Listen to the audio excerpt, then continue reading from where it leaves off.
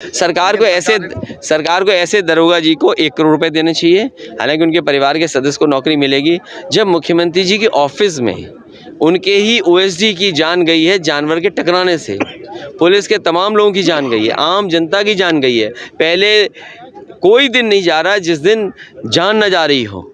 तो सरकार को सोचना चाहिए, 1000 करोड़ रुपए खर्च कर रहे हैं आप उत्तर प्रदेश में, गरीबों को सांड से नहीं बचा पा रहे हैं, किसान को सांड से नहीं बचा पा रहे हैं, बच्चे घबराए हुए हैं कि स्कूल कैसे जाएं, सांड सड़कों पे दिखाई दे रहे हैं, और कई बार तो सांड खुले घूम रहे हैं आज़ाद, और जैसे ही रात होती है पूरी सड़क घेर लेते हैं वो लोग कि आप निकलोगे कहाँ से।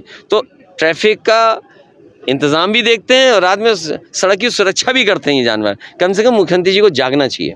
अध्यक्ष जी, विधानसभा के चुनाव में मध्य प्रदेश में आप और नहीं आए, वो छुट्टी कर ली उन्होंने। अध्यक्ष जी, छुट्टी इसलिए कर ली कि उन्होंने ठेका बदल करके अपने ही किसी चेले को ठेका दे दिया, और ठेका पहले था शाहपुर जी पालन जी से, देश की बड़ी कंपनी थी, उससे ठेका छीन कर किसी अपने चेले को दे दिया। किसी के इमोशन का फ़ायदा लेकर के किसी दल को ब्लैकमेल नहीं करना चाहिए, और अभी समय बीजेपी को हराने का है, बीजेपी दल को रोकने का है, दल बनाने का नहीं है, पार्टी बनाने का समय नहीं है।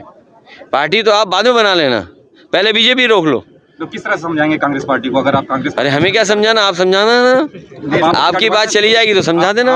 आपने गठबंधन तय किया है, गठबंधन में अरे आप भी समझाओ हम भी समझाओ, दोनों लोग समझाएं। नेशनल हेराल्ड केस में डीडी ने 716 करोड़ की संपत्ति जब्त की। देखिए ये मामले चलते हैं, नेताजी हम पर भी सीबीआई और इन सब की जांच हुई, कांग्रेस से जांच कराई थी, आज बीजेपी की सरकार है, पहले कांग्रेस जांच करा दी थी, अब बीजेपी जांच करा रही है।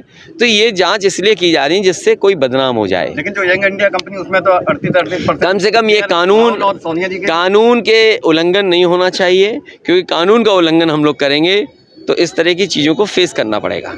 कानून सबके लिए बराबर है और कानून से ही चलना चाहिए। अगर कानून में कोई गलती है, कानून ऐसा है कि हम दे सकते हैं, तो दोनों पक्ष की बात तो सुननी पड़ेगी। हर चुनाव में सरकारी संस्थाओं का दुरुपयोग आपने खुद देखा है, 2024 में संस्थाओं का दुरुपयोग देखने को मिला। देखिए, संस्थाएं मजबूत हों उससे देश मजबूत होगा, संस्थाएं निष्पक्ष होंगी तो संस्थाओं के प्रति जनता का भरोसा बढ़ेगा, और वो संस्था चाहे ईडी हो, सीबीआई, इनकम टैक्स हो, और चाहे हमारी प्रेस हो, अगर इस संस्था को और मजबूत करेंगे तो अंततः जनता और देश को लाभ पहुंचेगा। अभी सुनने में आया है कि बीजेपी एक नेता दलित समाज में दलित माता के यहाँ खाना खाने गए, मिनरल वाटर से लेकर के सब बाहर से मंगाया।